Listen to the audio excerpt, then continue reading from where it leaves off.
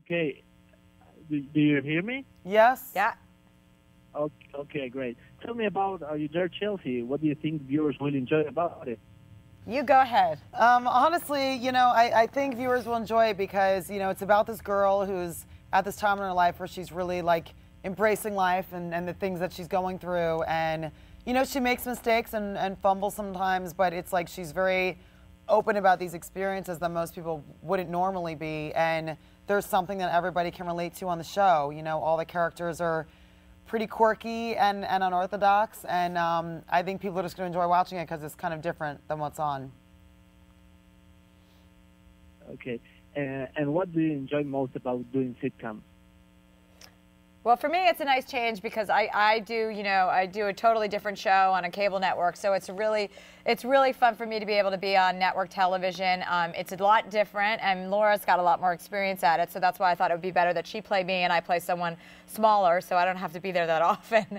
Since there are a lot more rules in network television, and I'm not really good at following rules, so I'm learning slowly. But we're breaking a lot of the rules, so that's good.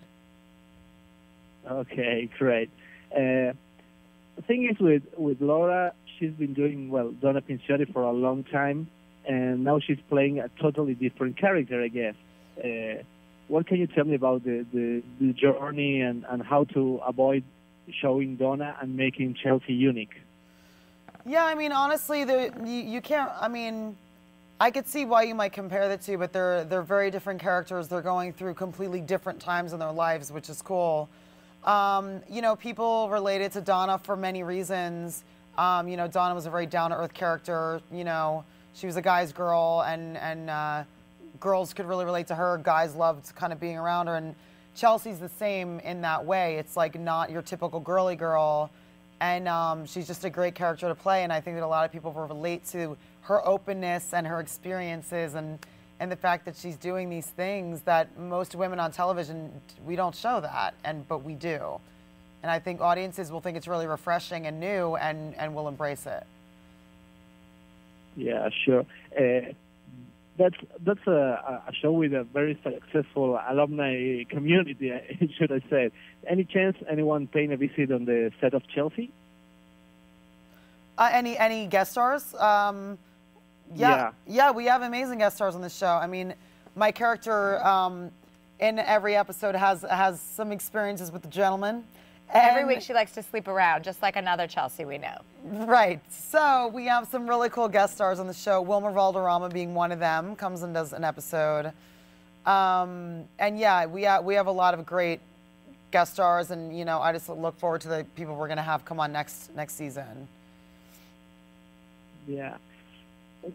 From the viewer's standpoint, I think chemistry is key to the success of a sitcom or any show for all that matters, and that everybody has a good time while shooting. What's your thought on that, and how's the chemistry on set while we're at it?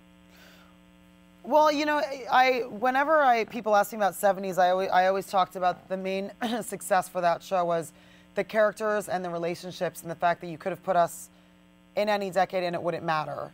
People tuned in to watch the people and the relationships and what happened. And, this show is very similar in that same way. And I had the same kind of feeling when we were shooting, is that these characters really care about each other. And it's this mosh pit of great eccentric personalities. And, I really think that it has that same thing that show did and that other successful sitcoms have, which is, our settings are really great, but you come back because of the people and the relationships, and this is no different than, another sitcom that's really successful in that way. I think people are going to love the characters. Okay, good. This one's for Chelsea, actually. How is it playing your own sister? Sort of your own sister. I love it. I mean, no one else was going to cast me as a born-again Christian with brown hair who gives birth. I give birth in the first episode. So those are, three things that will actually never happen to me in real life. Becoming a brunette, unless I let my roots grow out, having a baby, or becoming a born-again Christian. So it's really fun. I mean, it's really great for me not to play myself. I've been myself for a long time, so I'm over her.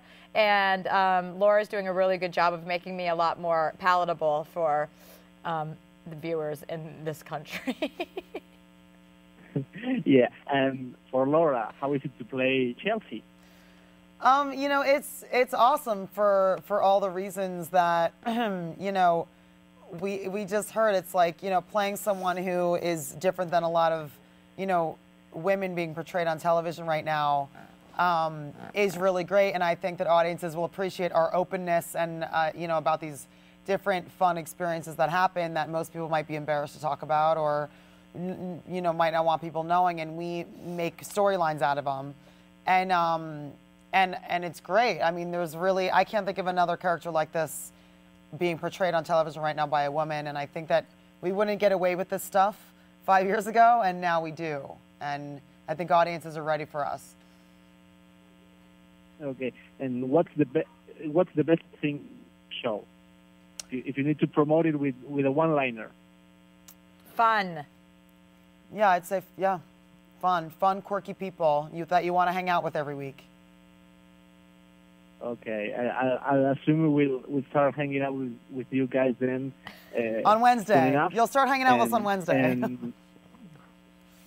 And I hope the best things to come for you and your Chelsea, and thanks so much for this opportunity. Thank you. Was that You're clear.